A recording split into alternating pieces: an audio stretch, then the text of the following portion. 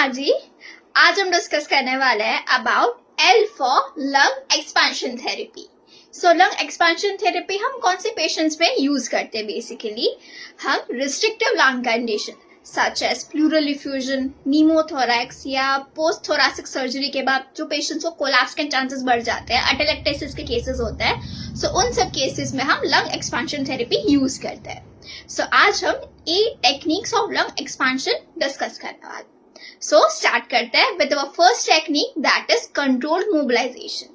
सो control mobilization को हम define करें, so it goes for making the patient from supine to getting upright from the bed. It is control mobilization. So how does that help in lung expansion? जब patient supine में होता है तो हमारा diaphragm बहुत ज्यादा activated नहीं होता, it is least activated. It gets activated in sitting, it gets maximally activated during standing. So positioning change करवाने से, यानी पेशेंट के पोजिशन चेंज करवाने से आप, यानी कंट्रोल मोबिलाइजेशन के थ्रू आप पेशेंट का डायफ्राम एक्टिवेट करते हैं, which in turn helps in expanding our lungs. So this is a control mobilisation, making the patient walk in the indoor area. It also helps in expanding their lungs. Second and most important are our breathing exercises. So breathing exercises दो types की होती है, inspiratory as well as expiratory breathing exercises.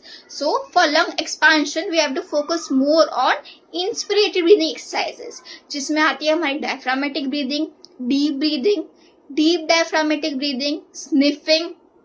इसके अलावा and inspiratory whole breathing technique and segmental breathing, and specifically apical and lateral coastal breathing. So this all breathing techniques helps in expanding the lungs.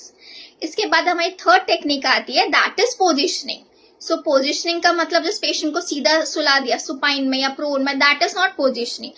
We have to go for therapeutic positioning. So every position has different V by Q ratio. So V by Q ratio को आपको ध्यान में रखते हुए patient की condition के मुताबिक आपको पोजीशन देनी है.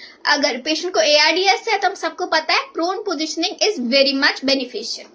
If the patient has unilateral lung condition, यानी पेशेंट के लंग का एक साइड में वेंटिलेशन कम है, for example pneumothorax, pleural effusion, तो पेशेंट को साइड लाइन करवाता है with the affected side on the upper side. So it helps in ventilating the affected lung.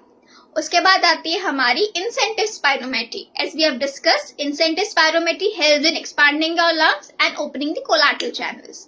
Okay, इसके बाद हमारी आती है chest PNF techniques. If your patient is unconscious, so he can not do all the breathing exercises, so we go for chest PNF techniques which are anterior basal lift, perioral pressure, intercostal stretch, manual vertebral pressure. So all these techniques, they are very much helpful in expanding the lungs.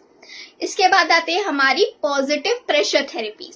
So positive pressure therapies में हमारे devices आते हैं which are acapella, flutter wall therapy, right? Then positive expiratory pressure therapy, which is PEP devices. So all these devices, they help in opening the collateral channels of lungs and thus helps in lung expansion. इसके बाद आती है हमारी IPPB, यानी intermediate positive pressure breathing. सो ये basically जो हमारे alveoli के एक्सपांशन में हेल्प करता है through increasing the transpulmonary pressure gradient and दस हेल्प्स इन लंग एक्सपांशन. फिर हमारी टेक्निक आती है which is CPAP therapy.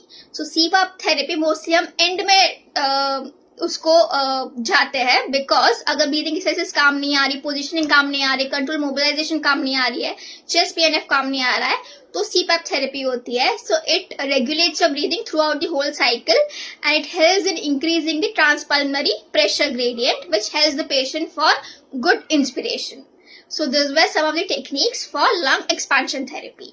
I hope आपने कुछ नया सीखा होगा, and for more such tips do follow Physio Made Easy.